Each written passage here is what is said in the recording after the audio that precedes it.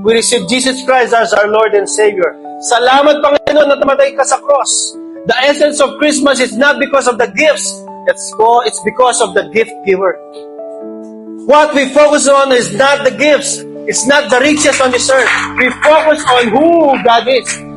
He's the source, He's the giver, He's full of grace, and He forgives. Kung hanggang ngayon, mga kapatid, hindi mo pa binibigay sa Panginoon lahat ng kabigatan mo, all out ka na. Isama mo pati pamato. Lahat bigay mo sa Panginoon. Kung hanggang ngayon, may iniiwan ka pa sa bulsa mo, bigay mo sa Panginoon. Ang sabi ng Panginoon, bring your whole tithe. No! Bring everything, even yourself. Sabi ng Romans, offer yourselves as a living sacrifice. God doesn't want your offering. God doesn't want your tithes. God wants you. When you come to God, ang gusto lang niya na magpaayos ka sa Kanya. And every time you come to God, pag lumabas ka rito, buong-buo ka. Every time na lumabas ka rito, alam mo na may Diyos na magbibigay kapayapaan sa'yo.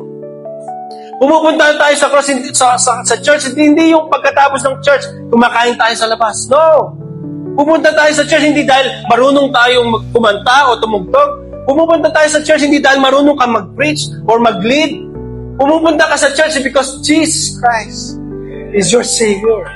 Pumupunta ka sa panambahan because all of these people that you see are the same people that God has forgiven like you and I. Walang anak ng Diyos ang nandito na hindi pinatawad. Alam niyo kung bakit? Hindi kayo babalik sa panambahan kung hindi niyo alam na kayo pinatawad ng Diyos. Every time you come to church is because you know na wala kang pwedeng pagmalaki sa Panginoon.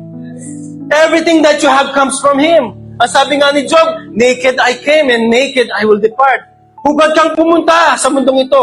Darating yung araw, hubad ka rin aalis dito. Ang pinapaalala lang ng Lord sa atin, meron ka bang kapayapaan na sinasabi ko, na binigay ko ng matagal sa iyo, na hanggang ngayon, hindi ka pa rin nananampalataya? Do you believe that God can do wonders in your lives? Do you believe that God can restore broken families? Do you believe that God can provide the finances that you need? Do you believe that God can work all things together for good?